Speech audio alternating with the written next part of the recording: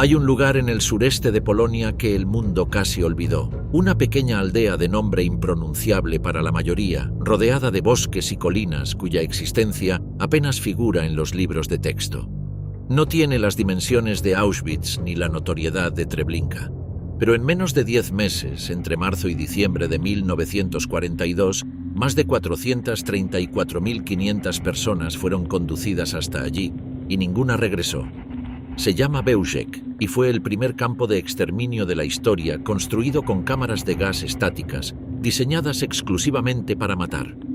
A diferencia de otros campos del régimen nazi, en Bełżec no hubo selección en el andén, ni barracones donde sobrevivir semanas o meses, ni trabajos forzados prolongados. La infraestructura entera tenía un único propósito: transformar seres humanos en cenizas en el menor tiempo posible. Los trenes llegaban cargados. Una hora después, los vagones estaban vacíos, los cuerpos en las fosas.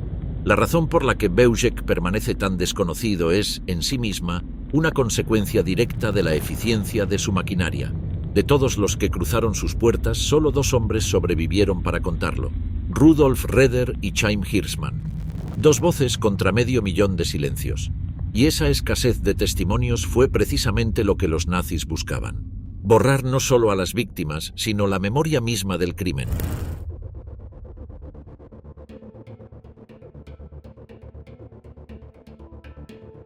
Bełżec existía desde la Edad Media. Los primeros registros la describen como un asentamiento de criadores de animales en el sureste de Polonia, en el distrito de Lublin. A comienzos del siglo XVII, la familia Lipski, propietaria del lugar, intentó obtener un estatuto municipal para la aldea, pero el intento fracasó por la proximidad de ciudades más importantes como Tomaszów Lubelski y Florianów, hoy rebautizada Narol. Sin comercio propio significativo, sin industria, sin posición estratégica evidente, era un lugar sin importancia aparente. Eso lo haría perfecto. Durante el siglo XIX, Bełżec quedó en la frontera entre Galicia y el Reino de Polonia, con un cruce ferroviario que conectaba la zona bajo ocupación zarista con el resto. La posición de frontera garantizó que el comercio transfronterizo prosperara, y eso atrajo colonos judíos. Antes de la Primera Guerra Mundial, más de 100 familias judías vivían en la aldea de ese intercambio. La mayoría provenía de Rawa Ruska y Jarosław. La cultura judía floreció en Bełżec. Tenía su propia casa de oración y una escuela elemental tradicional. El Cheder era una comunidad pequeña pero autónoma, con raíces de generaciones. Durante la Primera Guerra Mundial, la aldea fue ocupada por tropas austriacas. Una parte fue incendiada por soldados rusos como represalia por el asesinato de un oficial zarista por parte de locales. En 1915 fue liberada de la ocupación austriaca y 6 años después quedó incorporada a la nueva República de Polonia. En los años de entreguerras la población judía disminuyó y el 13 de septiembre de 1939, 12 días después del inicio de la invasión alemana, el ejército del Tercer Reich ocupó la aldea. Bełżec volvía a ser una frontera, esta vez entre el Generalgouvernement y la Unión Soviética. Algunos polacos y ucranianos locales se registraron como Volksdeutsche, alemanes étnicos, y algunos se ofrecieron voluntariamente para trabajar en el Reich. Desde finales de mayo de 1940 hasta agosto del mismo año, los alemanes establecieron una red de campos de trabajo en torno a la aldea para construir la llamada Línea Otto, una serie de fortifications a lo largo de la frontera con la Unión Soviética. El comandante del complejo de campos de trabajo era el SS Sturmbannführer Hermann Dolp, quien también había sido comandante del campo de la calle Lipowa en Lublin. Su adjunto era el SS Hauptscharführer Franz Barteczko, quien más adelante administraría el campo de trabajos forzados judíos en Trauniki. Para ello, los alemanes obligaron a judíos de los distritos de Lublin, Radom y Varsovia a trabajar como esclavos. También fueron deportados allí gitanos del Reich. Los prisioneros judíos se distribuían en 3 instalaciones en la propia aldea. La finca del Manor, con capacidad para 1000 personas. El molino Kessler, con 500, y los cobertizos de locomotoras, con 1500. En zonas adyacentes, en Ciesanów y en Lipsko, cerca de Narol, se añadían más barracas. En total, más de 10.000 trabajadores esclavos al día laboraban en esa red de unos 35 campos, en una franja de fortifications de apenas 40 kilómetros de longitud, 2,5 metros de profundidad y 7,5 metros de ancho, entre Bełżec y el pueblo de Chichów Stary. Las condiciones eran brutales. Los trabajadores recibían raciones de hambre, sufrían golpes y torturas cotidianas y morían por enfermedades y agotamiento. La administración de los campos, suministro de comida, ropa y organización interna, recaía paradójicamente sobre el Judenrat de Lublin, que debía pagar todos los costos con sus propios fondos. En Bełżec se creó un gremium judío local, responsable de la organización interna del campo, liderado después de agosto de 1940 por Leon Silverreich de Lublin, bajo el nombre de Consejo Central de los Campos. Adam Cherniakow, presidente del Judenrat del gueto de Varsovia, escribió en su diario el 29 de agosto de 1940. Noticias del campo de Bełżec, comida escasa, etc. Organicé 2 conferencias. Autoricé al presidente de Zamość para contratar médicos a nuestros gastos para Bełżec. El 3 de septiembre anotó: Lambrecht exigió 20 médicos para el campo. La escala de sufrimiento ya era visible desde Varsovia, y eso era solo el prólogo. Entre las víctimas de los campos de trabajo estuvo Marta W., una mujer sintí nacida en Kiel en 1921, deportada a Bełżec junto a sus 2 hijos pequeños, su madre y su hermano. Décadas después relató que los niños del campo fueron convocados un día con la promesa de recibir algo especial de comer, un tazón de leche con pan, y que uno tras otro murieron en los días siguientes, asfixiados. Su hijo de 1 año fue el primero. Lo encontró rígido por la mañana. Su hija de 2 años murió al día siguiente de la misma manera. Habían sido envenenados. La brutalidad en Bełżec precedía a los campos de exterminio por años. Los campos de trabajo fueron clausurados en octubre de 1940. Quedaron vacíos poco más de 1 año. El 1 de noviembre de 1941, los alemanes regresaron a Bełżec con planos nuevos y 3 SS que exigieron 20 trabajadores al municipio de la aldea. Esta vez no construirían barracas para trabajadores, construirían algo para lo que no existía precedente en la historia.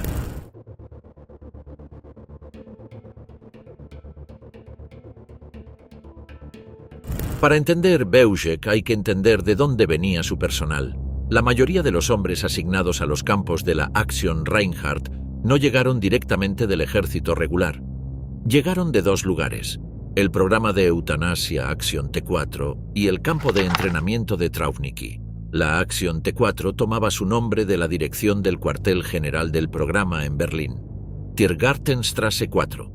Desde 1939, bajo el eufemismo de eutanasia, el Tercer Reich asesinó sistemáticamente a pacientes con discapacidades mentales y físicas en 6 centros de gaseamiento instalados en instalaciones psiquiátricas convertidas: Bernburg, Brandenburg, Grafenegg, Hadamar, Hartheim y Pirna-Sonnenstein. Las víctimas eran gaseadas con monóxido de carbono suministrado desde cilindros de acero. El personal de las SS vaciaba las cámaras y cremaba los cuerpos en hornos portátiles, usando ropa civil porque Himmler no quería que el público asociara a las SS con los asesinatos. Se estima que en esos centros fueron asesinadas más de 72.000 personas. Cuando la Aktion Reinhardt necesitó personal experimentado, la T4 aportó 103 hombres, según investigaciones recientes, aunque Yitzhak Arad citaba 92 en su obra de referencia, de los cuales al menos 38 prestaron servicio en Bełżec en algún momento. Llegaban al viejo aeródromo de Lublin, donde eran recibidos personalmente por Christian Wirth, ocasionalmente acompañado por los comandantes de Sobibor y Treblinka. Allí recibían uniformes de las Waffen-SS sin las runas en el cuello, sin las insignias oficiales. Y los empleados civiles de la T4 eran enviados primero al campo de entrenamiento de Trauniki para un curso básico de 2 semanas. Trauniki era un campo de entrenamiento de las SS a 25 kilómetros al sureste de Lublin. Allí se adiestraba a prisioneros de guerra soviéticos capturados, en su mayoría ucranianos étnicos, bálticos y rusos del Volga, llamados Volksdeutsche, que habían decidido colaborar con los alemanes. La mayoría era ya antisemita de base, identificando a los bolcheviques con los judíos, y resultaban idealmente adecuados para el papel que se les asignaba. Estos auxiliares, los llamados Traunikimener, formaban unidades de guardia de unos 120 hombres uniformados de negro. Los que hablaban alemán fluido eran nombrados líderes de pelotón. El resto eran conocidos simplemente como Wachmänner, guardias. Una minoría seleccionada recibía funciones especiales, incluido el mantenimiento y operación de los motores que bombeaban gases tóxicos hacia las cámaras. La figura central de todo el aparato operativo en Bauschek era Christian Wirth. Nacido el 24 de noviembre de 1885 en Oberwaldsheim, Württemberg, era hijo de un tonelero maestro. Aprendió el oficio de serrador, luego ingresó a la policía uniformada en Heilbronn en 1910. Y para 1913 ya era detective en Stuttgart. Sirvió como suboficial en el frente occidental durante la Primera Guerra Mundial, donde resultó herido y fue condecorado con la Cruz de Hierro de primera y segunda clase. Después de la guerra desarrolló una reputación por resolver casos difíciles usando métodos de interrogación brutales, tan brutales que llegaron a plantearse preguntas sobre él en el Parlamento Regional de Württemberg.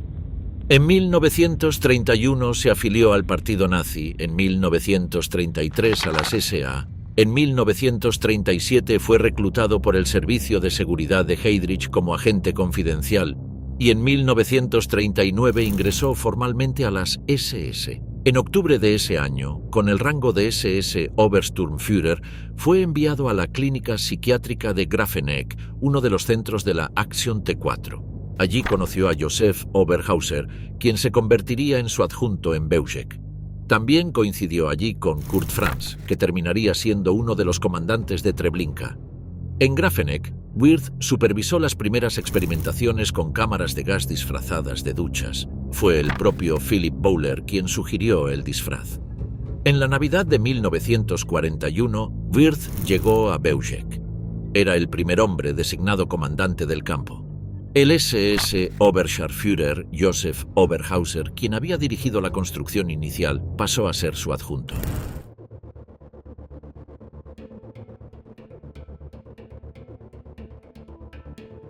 Para entender Bauschek hay que entender de dónde venía su personal. La mayoría de los hombres asignados a los campos de la Aktion Reinhardt no llegaron directamente del ejército regular. Llegaron de dos lugares, el programa de eutanasia Aktion T4 y el campo de entrenamiento de Trauniki. Sin el primero el campo no habría tenido metodología, sin el segundo no habría tenido guardianes. La Aktion T4 tomaba su nombre de la dirección del cuartel general del programa en Berlín, Tiergartenstraße 4, sede de la Fundación Común para el Cuidado Institucional. Esta organización, parte de la Cancillería del Führer, estableció 6 instituciones en el Reich que asesinaron a pacientes con discapacidades mentales y físicas mediante cámaras de gas con monóxido de carbono suministrado desde cilindros de acero y también mediante inyecciones letales. Los centros operaban en Bernburg, Brandenburg, Grafenegg, Hadamar, Hartheim y Pirna-Sonnenstein.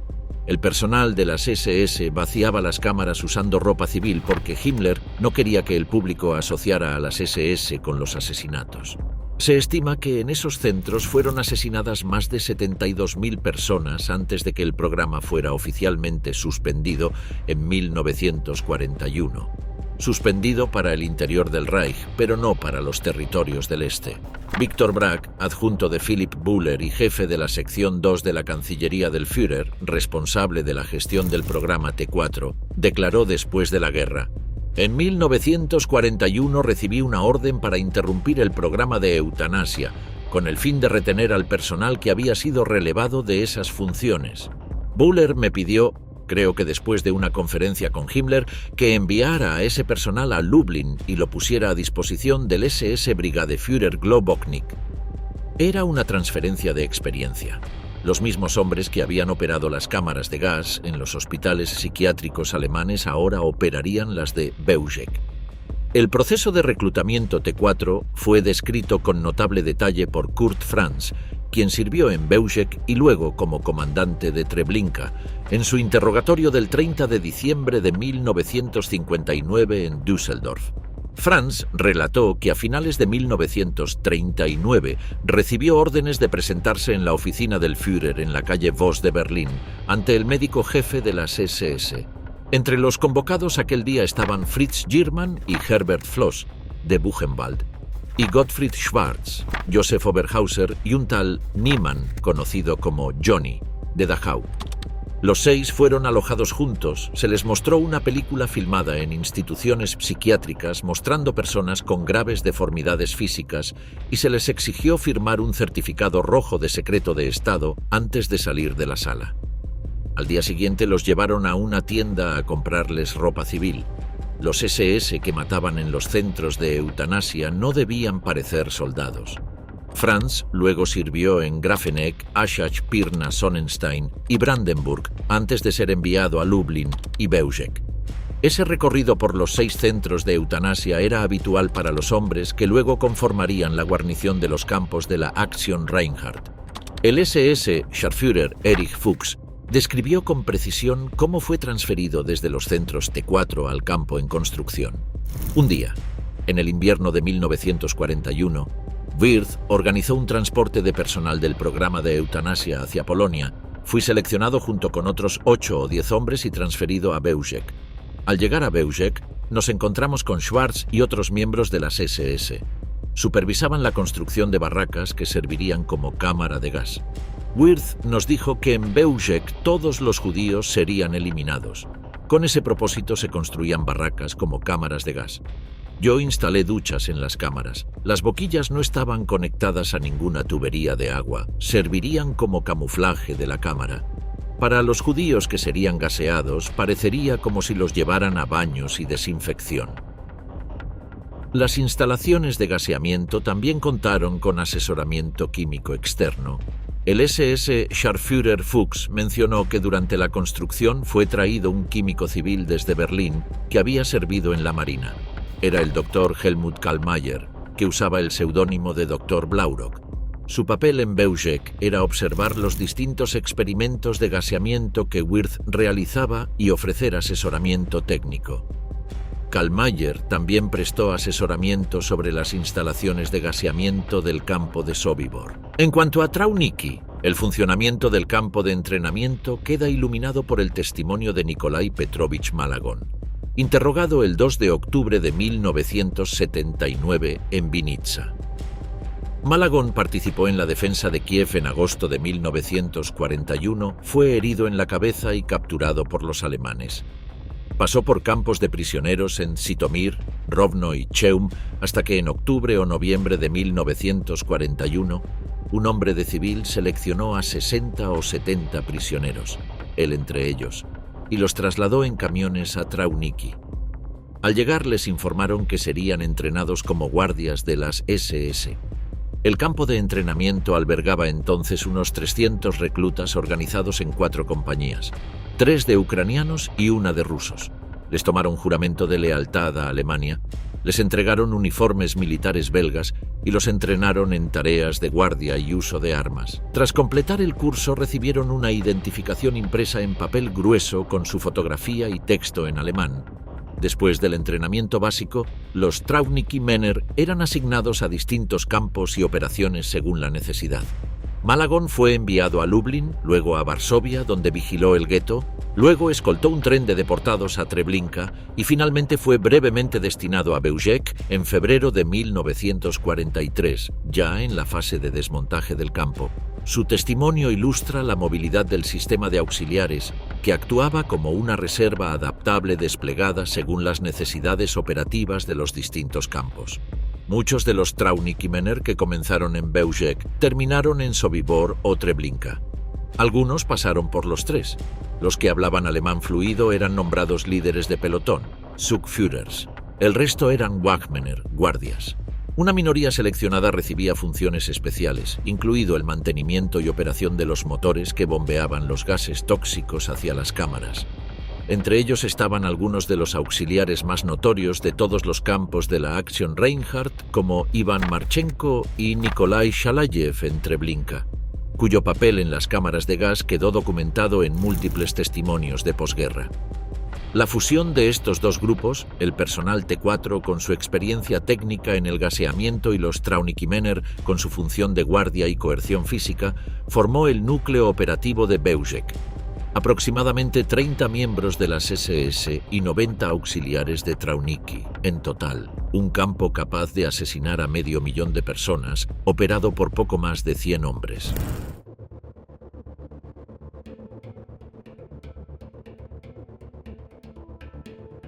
El 16 de marzo de 1942, el campo de exterminio de Beugek comenzó operaciones. Era el segundo campo de exterminio en entrar en funcionamiento en el marco de la solución final, después de Chelmno, que usaba furgonetas de gas, pero el primero diseñado con cámaras fijas. Los primeros transportes llegaron desde el gueto de Lublin. Las cifras iniciales dan vértigo. Desde mediados de marzo hasta mediados de abril de 1942, aproximadamente 26.000 judíos fueron deportados desde Lublin y gaseados en esas 3 cámaras de madera primitivas. Semanas después llegaron transportes del distrito del Lvov. Para el período completo de la primera fase, entre marzo y la primera quincena de junio de 1942, se estima que fueron asesinadas alrededor de 93.000 personas. El procedimiento desarrollado en Beugek por Wirth, bajo un principio de ensayo y error deliberado, fue el modelo que luego se replicaría en los demás campos. Cada detalle tenía su función: mantener a las víctimas en la ignorancia hasta el último momento posible, maximizar la velocidad del proceso y minimizar la resistencia. Los trenes que llegaban a Beugek tenían entre 40 y 60 vagones, cada uno asignado a un máximo de 100 personas. Pero la realidad era a menudo peor. Los vagones llegaban sobrecargados, sin agua, sin ventilación, muchas veces después de viajes de varios días. En algunos transportes, hasta 1.450 personas de cada carga ya llegaban muertas a la llegada, como documentó Kurt Gerstein en su visita de agosto de 1942 al describir un tren de 45 vagones con 6.700 personas. El olor a putrefacción emanaba del convoy antes de que las puertas se abrieran. Al llegar, las SS anunciaban a los deportados que estaban en un campo de tránsito y que debían entregar todos sus objetos de valor. Los hombres y las mujeres eran separados. A las mujeres se les cortaba el cabello. Todos eran obligados a desnudarse y dejar sus pertenencias numeradas, con la promesa de que las recuperarían después de la desinfección.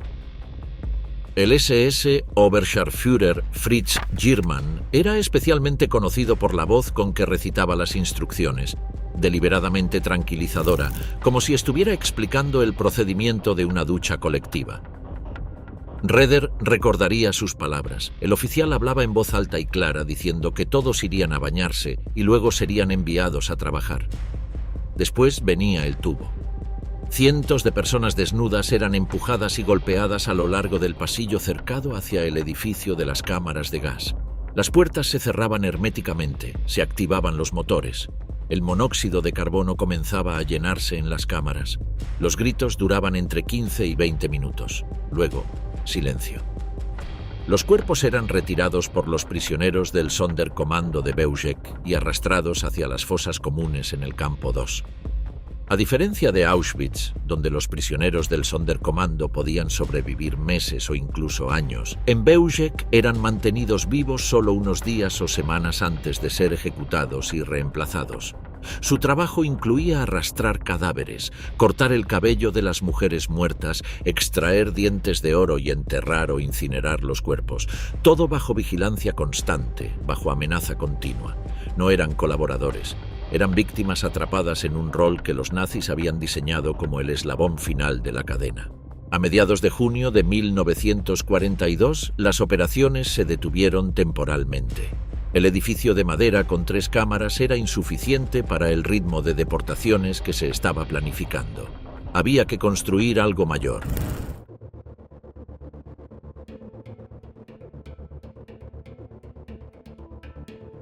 En Beugek nadie encarnaba el espíritu del campo con más precisión que su primer comandante.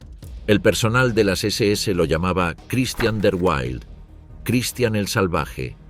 Sus víctimas lo conocían como el látigo andante, la voz que retumbaba por el campo a cualquier hora del día. Ambos apodos describían al mismo hombre, Christian Wirth. Nacido el 24 de noviembre de 1885 en Oberwaldsheim, Württemberg, Wirth era hijo de un maestro tonelero y aprendió ese oficio antes de ingresar a la policía uniformada de Heilbronn en 1910. Para 1913 ya era detective de homicidios en Stuttgart. Sirvió como suboficial en el Frente Occidental durante la Primera Guerra Mundial. Resultó herido y fue condecorado con la Cruz de Hierro de primera y segunda clase. De regreso a la policía desarrolló una reputación por resolver casos difíciles usando métodos de interrogación tan brutales que llegaron a plantearse preguntas formales sobre su conducta en el Parlamento Regional de Württemberg.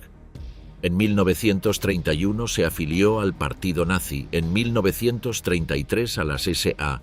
En 1937 fue reclutado como agente confidencial por el Servicio de Seguridad de Heydrich y en 1939 ingresó formalmente a las SS.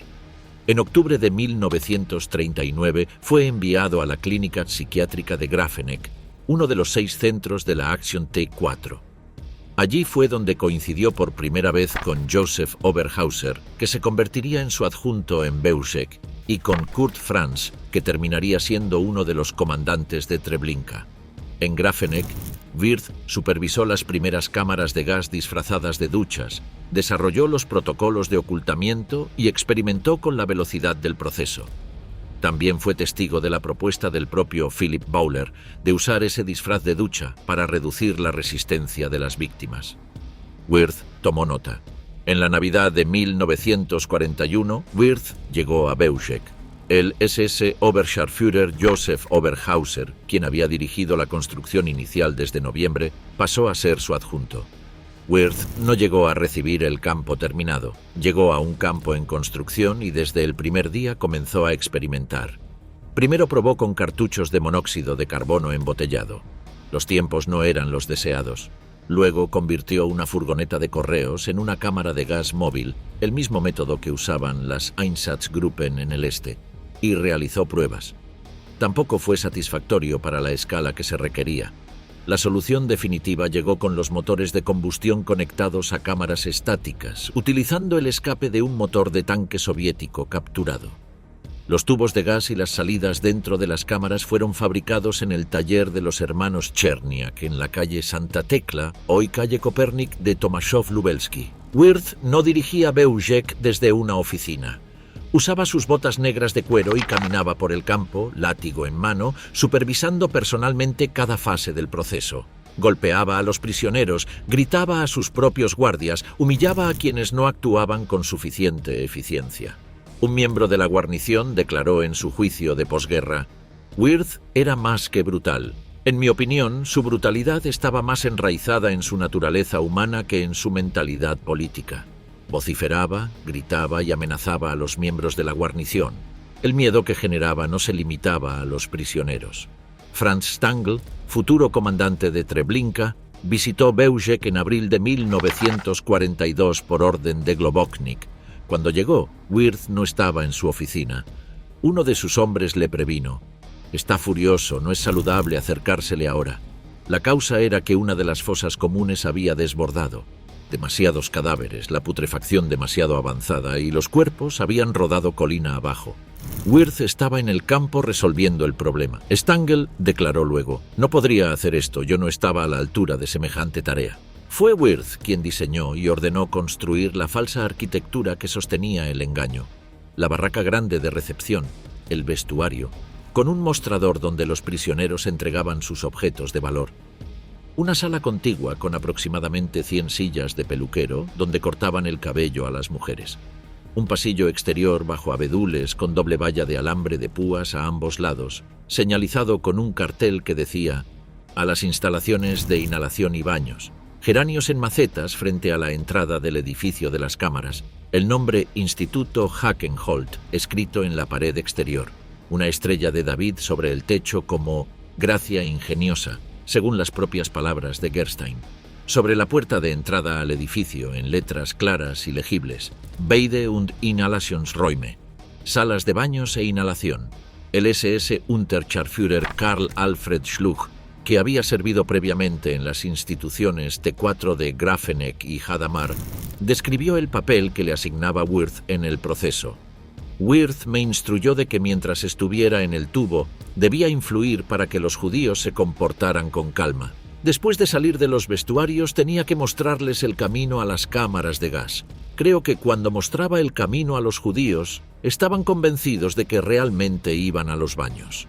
La manipulación psicológica era tan efectiva que Kurt Franz testificó haber escuchado con sus propios oídos cómo los judíos aplaudían a Wirth después de uno de sus discursos explicando el procedimiento de desinfección.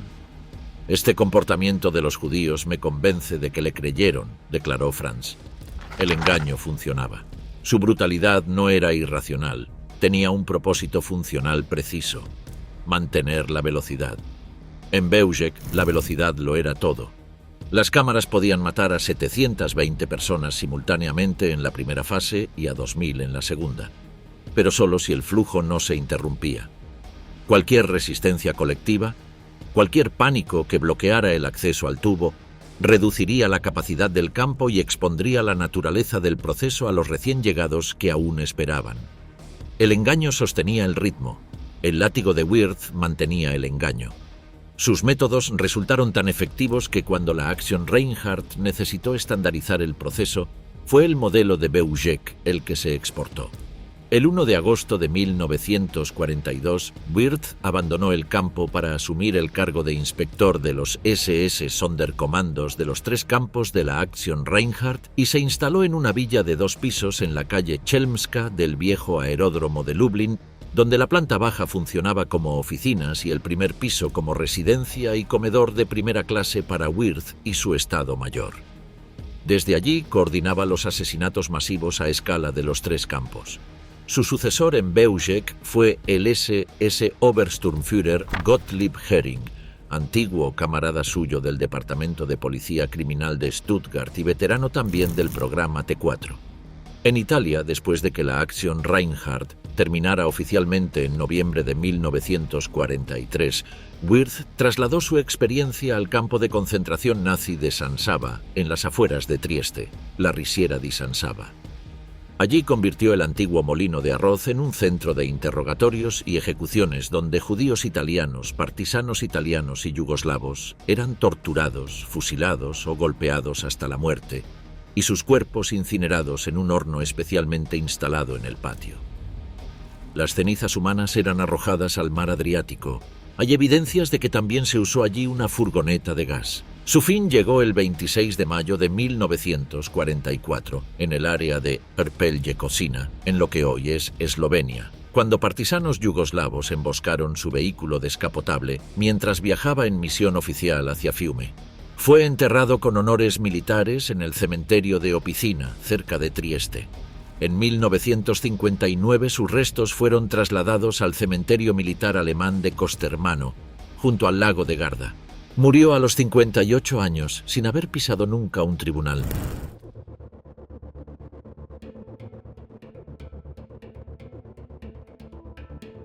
A mediados de junio de 1942, las deportaciones a Beugek se detuvieron, no porque el Tercer Reich hubiera aminorado su voluntad de exterminio, sino porque las 3 cámaras primitivas del edificio de madera ya no podían absorber el volumen de transportes que se planificaba desde Cracovia, Lvov y el conjunto del distrito de Lublin. Christian Wirth reconoció que la primera fase había alcanzado el límite de sus capacidades. Alrededor de 93.000 personas habían sido asesinadas entre marzo y junio. El número era insuficiente para los planes de la Action Reinhardt. El viejo edificio fue demolido. Para construir el nuevo se usaron, en muy probable medida, ladrillos provenientes directamente de Varsovia. Un permiso de transporte conservado en el libro Letzte Spuren, el Waren Passierschein número 00667, autorizado por el SS Hauptscharführer Bartetsko para el conductor Fixner con fecha 8 de junio de 1942, documenta un viaje para recoger ladrillos de la Transferstelle Warschau, el organismo que controlaba la zona donde estaba el Umschlagplatz, el punto de carga de deportados en el gueto de Varsovia. Fixner era el cuartel maestre del campo de Beugek. lo que hace casi seguro que esos materiales fueron destinados a la nueva construcción. La nueva estructura fue diseñada y operada por el SS Unterscharführer Lorenz Hackenholt, quien ya había supervisado el funcionamiento técnico de las primeras cámaras. Era un edificio bajo, con techo plano cubierto de papel alquitranado y sobre él una segunda cubierta de red camuflada con follaje para evitar la observación desde aviones. Las paredes eran de hormigón y ladrillo. En la fachada había macetas con geraniums. Un cartel en la pared exterior decía con claridad: Bade und Inhalationsräume. 3 peldaños sin barandilla subían hasta la entrada. La instalación recibió el nombre oficial de Stiftung Hackenholt, la Fundación Hackenholt, con letrero visible en la pared exterior y una estrella de David pintada encima de la puerta de entrada.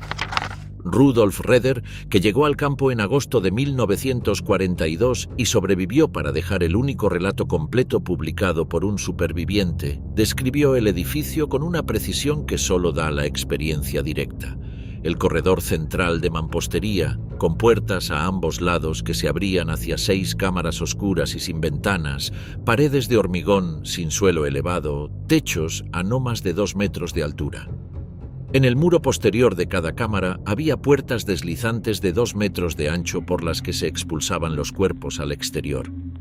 Fuera del edificio, en un pequeño cobertizo de aproximadamente 2 metros cuadrados, estaba el motor de gasolina. Las cámaras se encontraban a 1,5 metros del suelo, y al mismo nivel había una rampa desde la que los cuerpos caían directamente al suelo después de ser empujados por las puertas traseras. El interior del funcionamiento fue descrito también por el SS Unterscharführer Karl Alfred Schluck, que había visto las instalaciones de eutanasia anteriores. Las cámaras tenían unos 4 por 8 metros, tenían un aspecto agradable y luminoso. El suelo y parte de las paredes estaban hechos para facilitar la limpieza.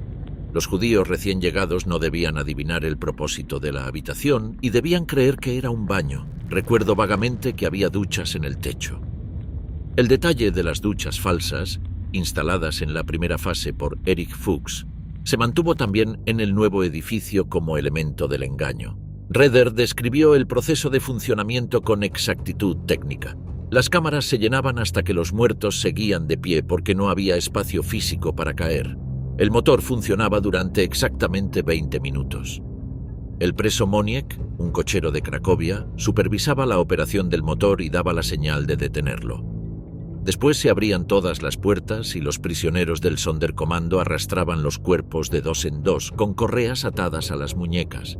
El motor consumía 4 latas de gasolina por día, que era la cantidad exacta que se entregaba en el campo.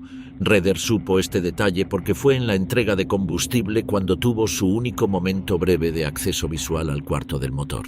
Las cámaras podían asesinar a 2.000 personas simultáneamente. Las nuevas instalaciones fueron trasladadas además a una posición central dentro del campo 2, rodeadas de árboles con troncos atados entre sí para duplicar la densidad del follaje y reducir la penetración de la luz, y con una red de alambre liso tendida sobre todo el techo de hojas para ocultar el área desde aeronaves. Sobre las fosas comunes cercanas al edificio de las cámaras, los dentistas del Sonderkommando extraían dientes de oro y llevaban registro en cubos de hojalata. Junto a las fosas, otros prisioneros cortaban el cabello de las mujeres muertas, que se guardaba en sacos de patatas. Cada elemento del proceso tenía su función económica.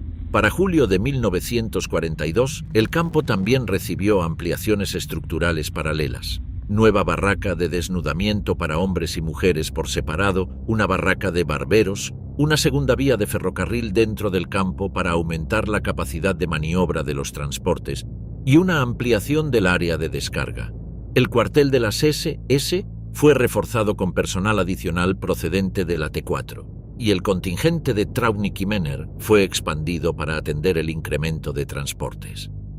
Desde finales de julio de 1942, Beugek operaba a su plena capacidad industrial.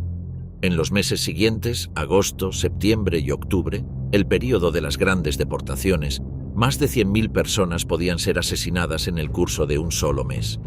El 19 de julio de 1942, El Reichsführer SS Heinrich Himmler emitió una orden dirigida a Friedrich Wilhelm Krüger, Higher SS Police Leader Este, para que la reasentación de toda la población judía del Generalgouvernement dentro del marco de la acción Reinhardt quedara completada antes de finales de ese año. La logística de transporte se convirtió en un cuello de botella.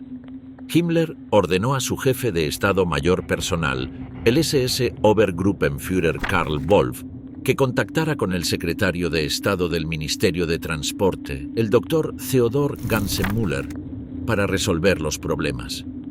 El 28 de julio de 1942, Gansenmüller respondió a Wolff en la Prinz Albrecht Straße 8 de Berlín, confirmando que desde el 22 de julio partía diariamente desde Varsovia hacia Treblinka un tren con 5.000 judíos y que 2 veces por semana salía desde Przemyśl hacia Bełżec otro tren con 5.000.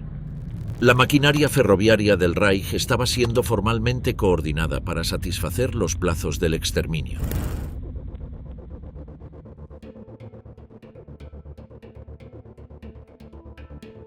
El 17 de agosto de 1942, el SS Obersturmführer Kurt Gerstein llegó a Lublin. Lo acompañaba el SS Obersturmbannführer Wilhelm Pfannenstiel, profesor y director del Instituto Higiénico de la Universidad de Marburg-Barra-Lahn, asesor higiénico de las Waffen-SS. El propósito oficial de la visita era evaluar si el Zyklon B podría reemplazar al monóxido de carbono en los campos de la Aktion Reinhardt, mejorando la eficiencia del exterminio. Gerstein era el jefe del Departamento Técnico de Desinfección de las Waffen-SS y había sido el proveedor de Zyklon B para Auschwitz-Birkenau. Pero Gerstein no era quien parecía. Había entrado a las SS con un propósito que sus superiores nunca sospecharon: infiltrarse en el aparato nazi para documentar sus crímenes desde adentro. Su cuñada Berta Evelyn había muerto en el Instituto de Hadamar, parte del programa T4, en circunstancias que él consideraba un asesinato. El obispo de Stuttgart le había confirmado que los pacientes mentales estaban siendo sistemáticamente eliminados. Gerstein decidió obtener pruebas que pudiera llevar al mundo exterior. En 1941, sin decírselo a nadie de su entorno, se ofreció voluntariamente para servir en las SS. En Lublin, el SS Brigadeführer Globoknik los recibió en persona. La revelación fue directa y sin eufemismos. El campo de Bełżec procesaba un máximo de 15.000 personas por día. Treblinka, 25.000.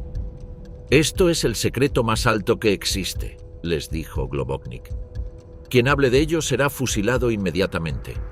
No era una advertencia retórica, era la política operativa del programa. Al día siguiente, el 18 de agosto, fueron conducidos a Bełżec.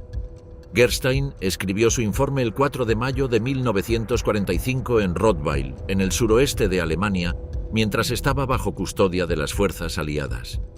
La descripción del campo fue minuciosa. La pequeña estación construida específicamente para el campo en un cerro al norte de la carretera Lublin-Lemberg, las casas con el letrero Sonderkommando de las Waffen-SS al sur de la carretera, el comandante Obermeyer, que estaba a cargo de las operaciones de clasificación y desinfección de ropa en el viejo aeródromo de Lublin, como anfitrión de la visita aquella tarde, ya que el propio Wirth aún no había llegado. Ese día no había muertos visibles, pero el calor de agosto hacía que el campo apestara como si una plaga lo impregnara y había millones de moscas en todas partes. Gerstein describió la instalación con la precisión de alguien que quería asegurarse de que el mundo no pudiera ignorar los detalles. La gran barraca de la derecha de la pequeña estación de doble vía, el guardarropa con el mostrador para entrega de objetos de valor, la sala de unos 100 sillas de peluquero, el camino exterior bajo abedules con doble valla de alambre a ambos lados, el cartel a las instalaciones de inhalación y baños. Frente al edificio de las cámaras, una especie de casa de baños con geraniums, unos peldaños, y a la derecha e izquierda, 3 salas cada una de 5 por 5 metros y 1,90 metros de altura, con puertas de madera como puertas de garaje. En la pared trasera, apenas visible en la oscuridad, las puertas deslizantes de salida de cadáveres. Sobre el techo, pintada como graciosa pequeña broma, la estrella de David. En la pared exterior el nombre Instituto Hackenholt. A la mañana siguiente, antes de las 7, llegó el primer tren desde Lemberg. 45 vagones con 6.700 personas, de las cuales 1.450 ya estaban muertas a la llegada. Los niños miraban por las ventanas enrejadas con los rostros pálidos y los ojos llenos de terror. 200 auxiliares ucranianos abrieron las puertas de golpe y sacaron a los deportados a latigazos. Los altavoces daban instrucciones: desnudarse completamente, dejar las prótesis y los anteojos, entregar objetos de valor sin recibo. Las mujeres y los niños pasaron a la barraca del barbero. Un SS corporativo le explicó a Gerstein con total naturalidad que el cabello cortado servía para calafatear los submarinos. Gerstein y Pfannenstiel se situaron junto a Wirth en la rampa entre las cámaras. Un SS fornido en la esquina explicaba a las víctimas en tono casi pastoral que nada les iba a ocurrir, que debían respirar profundamente porque la inhalación era necesaria para prevenir enfermedades. Los hombres deberán trabajar, construyendo casas y carreteras. Las mujeres no tienen que trabajar si no quieren. Solo si desean, pueden ayudar en la cocina o las labores del hogar. Ese fragmento de esperanza, fabricado, idéntico cada día, repetido por boca de distintos guardias, era suficiente para que la mayoría diera los últimos pasos sin resistencia. Rudolf Roeder, que escuchó la misma retahíla 3 veces al día durante 4 meses, escribió: «Era un momento de esperanza y delirio. Por un momento la gente sonaba aliviada, había una total serenidad, la multitud avanzaba en silencio. Algunos olían lo que les esperaba antes de verlo. Una mujer judía de unos 40 años, con los ojos encendidos de furia, maldijo en voz alta a los asesinos en la rampa. Wirth le dio personalmente 5 o 6 latigazos en la cara con su fusta. Luego desapareció también en la cámara. Las cámaras se llenaron, 700 o 800 personas en 25 metros cuadrados, en 45 metros cúbicos. Las SS empujaban hasta el límite físico. Las puertas se cerraron. Y entonces ocurrió algo que Wirth no podía permitir. El motor diésel no arrancaba. Hackenholt intentó encenderlo. Fracasó. Wirth, mortificado de que ese fallo ocurriera precisamente ante los visitantes, golpeó al ucraniano ayudante de Hackenholt con la fusta en la cara, 13 o 14 veces. El cronómetro de Gerstein marcaba el tiempo. 50 minutos, 70 minutos. El motor no arrancaba. Del interior de las cámaras llegaban llantos, sollozos. 2 horas y 49 minutos después de cerrar las puertas, el motor arrancó. 25 minutos más. A través de la pequeña ventana de cristal, con la luz eléctrica que iluminaba el interior brevemente, se podía ver cuántos aún vivían. A los 28 minutos quedaban pocos. A los 32 minutos todos estaban muertos. Los hombres del Sonderkommando abrieron las puertas traseras desde el otro lado. Los cuerpos seguían de pie, apretados como pilares de basalto porque no había espacio para caer ni siquiera en la muerte. Las familias podían identificarse incluso entre los muertos, seguían tomados de la mano, rígidos, y había que separarlos a la fuerza para despejar las cámaras. Los cuerpos estaban empapados de sudor y orina, manchados de excremento y sangre menstrual. Los cuerpos de los niños volaban por el aire. Los dentistas con ganchos abrían las bocas buscando oro. Los de la izquierda sin oro, los de la derecha con oro. Otros dentistas con alicates y martillos arrancaban coronas y dientes de oro. Los cadáveres eran llevados en carretillas de madera a fosas de 100 por 20 por 12 metros. Los cuerpos en putrefacción se hinchaban y luego colapsaban violentamente, permitiendo añadir nuevas capas. 10 centímetros de arena por encima y el ciclo volvía a empezar. Esa noche, en el tren de regreso desde Varsovia hacia Berlín, Gerstein se encontró por casualidad con el barón Goran von Otter, secretario de la legación sueca en Berlín. El tren se detuvo en medio del campo. Gerstein salió al exterior con el diplomático, sudoroso, con lágrimas en los ojos, con la voz ronca, y en la oscuridad le describió todo lo que había presenciado en Baužek. Le suplicó que informara a su gobierno que cada día de inacción costaba miles de vidas. Von Otter prometió trasladar la información a Estocolmo. Lo hizo, pero las autoridades suecas no la transmitieron a los aliados ni la hicieron pública en ningún momento durante la guerra. Gerstein intentó también informar al nuncio papal en Berlín, quien se negó a recibirle. El testimonio de Pfannenstiel confirma los elementos fundamentales del de Gerstein, aunque con algunas diferencias de detalle sobre las fechas y el número de cámaras. Pfannenstiel declaró el 25 de abril de 1960 que el motor era de 100 caballos de vapor, frente al diésel que describe Gerstein, que las cámaras tenían luz eléctrica y 2 puertas, una hacia el exterior para extraer los cuerpos, y que el proceso tardó aproximadamente 12 minutos desde el cierre de las puertas hasta el silencio total. Sobre el aspecto del edificio declaró: el edificio estaba pintado de manera brillante y agradable para no sugerir que la gente sería asesinada allí. Según lo que vi, no creo que la gente que acababa de llegar tuviera idea de lo que les iba a suceder. Algunos historiadores han cuestionado la precisión cronológica del informe de Gerstein. Su descripción de 8 cámaras en Treblinka es un detalle técnicamente incorrecto para agosto de 1942. En esa fecha, Treblinka solo tenía 3, lo que sugiere que la visita a Treblinka pudo ocurrir en septiembre u octubre de ese año. Un mensaje de la policía alemana decodificado por el Servicio de Inteligencia británico en Bletchley Park revela que el adjutant de Globoknik, Ernst Lerch, tuvo que proveer un vehículo para Pfannenstiel el 30 de septiembre de 1942 en Lublin, lo que indica que al menos Pfannenstiel estuvo en la zona nuevamente en esa fecha. Gerstein fue detenido por las fuerzas francesas en Rottweil en 1945 como sospechoso de crímenes de guerra, no como testigo, y trasladado a la prisión de Cherche-Midi en París. El 25 de julio de 1945 fue hallado muerto en su celda. La causa oficial fue suicidio. Su informe fue presentado como evidencia en los juicios de Nuremberg. En 1950, un tribunal de desnazificación alemán lo declaró culpable de crímenes de guerra post-mortem. Esa sentencia fue anulada en 1965. En 2018, un informe del Ministerio de Justicia alemán concluyó que Gerstein había actuado con motivos de resistencia interna. Tardó más de 70 años en recibir el reconocimiento parcial que buscó sin éxito en vida.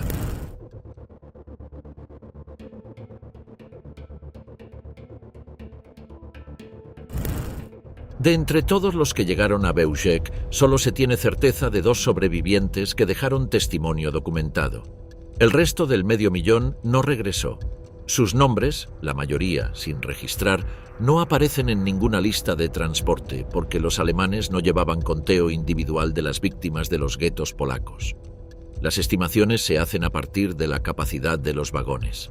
Rudolf Reder llegó a Bauge en agosto de 1942 deportado desde Lvov. Tenía 61 años. Su robustez física, inusual para su edad, le salvó provisionalmente. Los nazis lo separaron del flujo general y lo asignaron al Sonderkommando.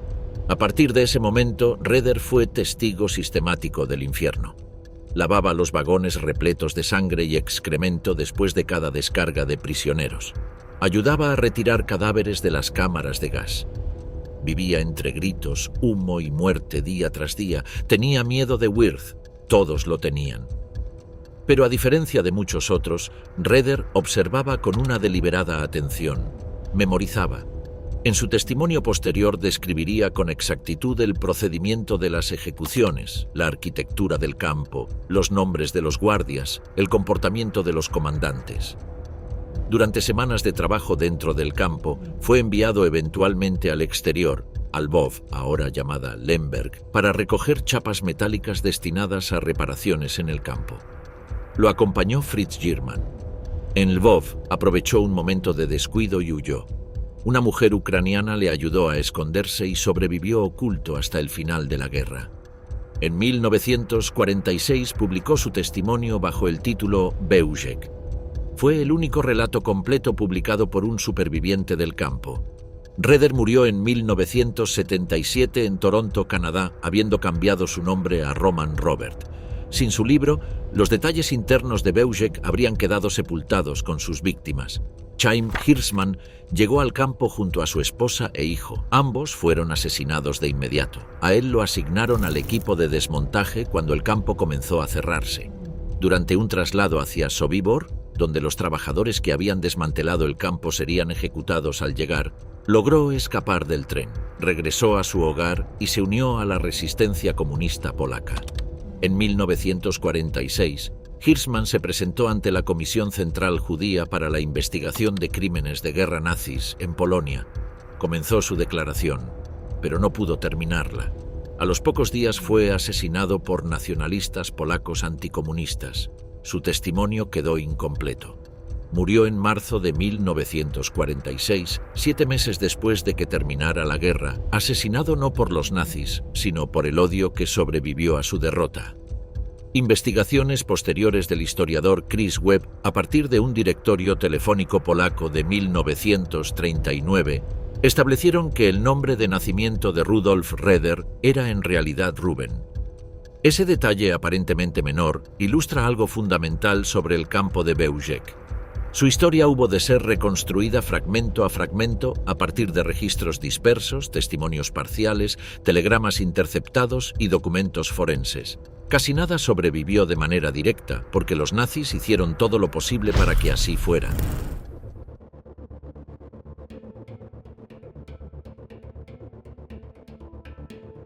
En diciembre de 1942, los últimos transportes llegaron a Bełżec y las cámaras de gas dejaron de operar. El campo había sido el primero en comenzar de los 3 de la Aktion Reinhardt, y fue también el primero en ser desmantelado. La razón era calculada. Bełżec había cumplido su función. La mayor parte de la población judía de los distritos de Lublin, Lvov y Cracovia ya había sido asesinada. Pero antes de cerrar, los nazis enfrentaban un problema que ellos mismos habían creado: cientos de miles de cadáveres enterrados en fosas comunes, cuya descomposición hacía que el suelo se levantara y que el olor fuera perceptible a kilómetros de distancia. En algunas zonas, la tierra literalmente se movía por los gases acumulados debajo.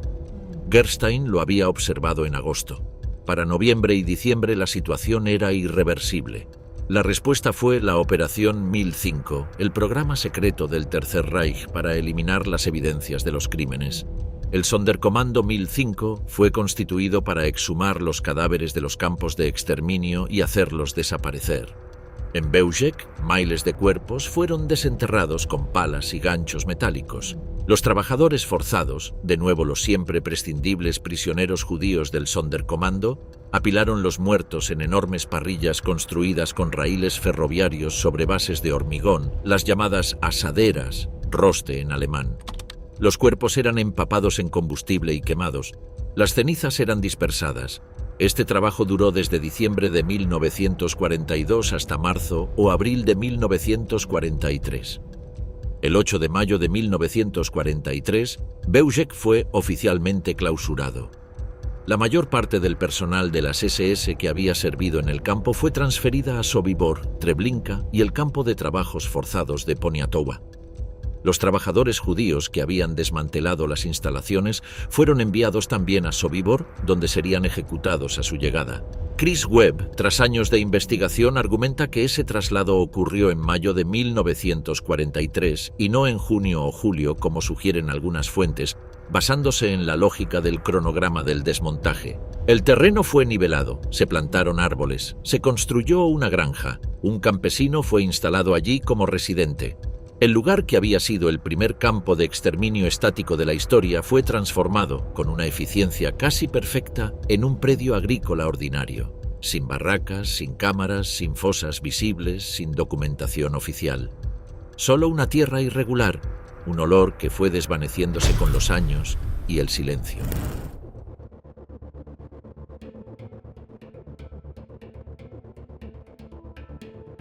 Después de la guerra, los tribunales comenzaron la búsqueda y captura de los responsables de la Aktion Reinhardt que aún estaban vivos. Muchos habían escapado a la justicia de forma permanente. Globoknik se suicidó. Hoffle también. Wirth había muerto en combate en 1944.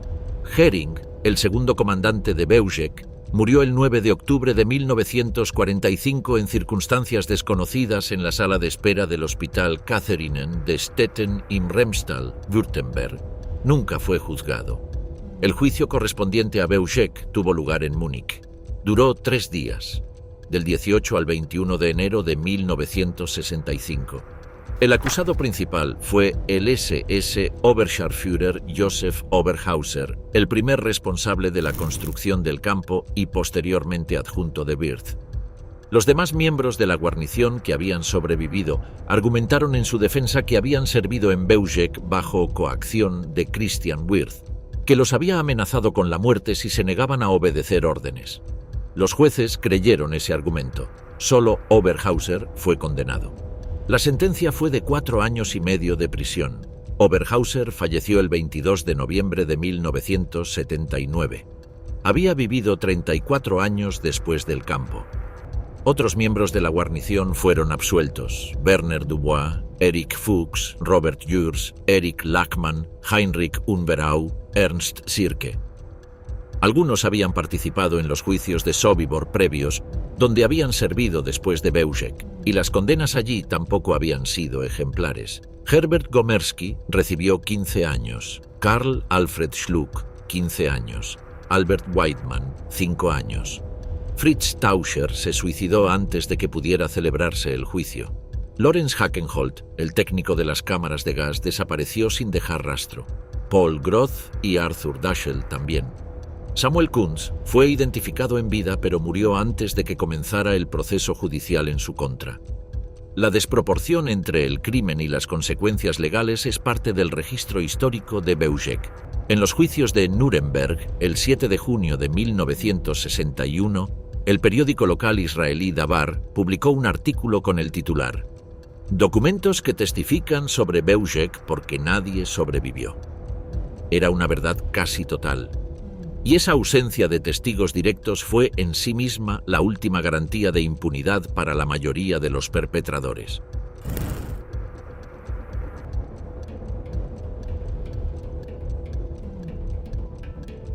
El dato más preciso que existe sobre el número de víctimas de Beuschek no proviene de los archivos del campo, que los nazis destruyeron, sino de un telegrama interceptado por la inteligencia británica. El SS Sturmbannführer Hermann Höfle, coordinador de las deportaciones de la Aktion Reinhardt, envió en enero de 1943 un telegrama al SS Obersturmbannführer Heim en Cracovia y al SS Sturmbannführer Heim en Varsovia, en el que detallaba el número de judíos enviados a cada uno de los campos de exterminio hasta el 31 de diciembre de 1942. El documento fue interceptado por la inteligencia de señales británica y se conserva en los archivos nacionales del Reino Unido bajo la referencia HW-U16-32. Este documento, conocido como el Telegrama Höfle, fue uno de los hallazgos archivísticos más importantes para la cuantificación del Holocausto en los campos de la Aktion Reinhardt. Según el telegrama Höfle, el número de personas enviadas a Beuschek hasta el 31 de diciembre de 1942 fue de 434.508. Esta cifra es la mínima verificada. No incluye necesariamente todos los transportes desde el Reich, que podrían añadir otros 20.000 o más. La suma total podría acercarse a 450.000 personas, y algunos historiadores, en un debate publicado en la revista East European Jewish Affairs, han propuesto cifras más altas, quizás 600.000, quizás 800.000, dependiendo de los cálculos sobre transportes no registrados durante los meses de mayor actividad en el verano-otoño de 1942. La cifra exacta es imposible de establecer, porque los nazis no llevaban listas individuales de los deportados de los guetos polacos. Las estimaciones se basan en la capacidad de los vagones y los registros parciales disponibles. Lo que sí consta en registros verificables: 434.508 personas en 10 meses. El campo oficial más grande de la historia moderna en términos de densidad de asesinatos por unidad de tiempo y espacio físico. Más muertes por metro cuadrado que en cualquier otro lugar de la Tierra durante ese periodo.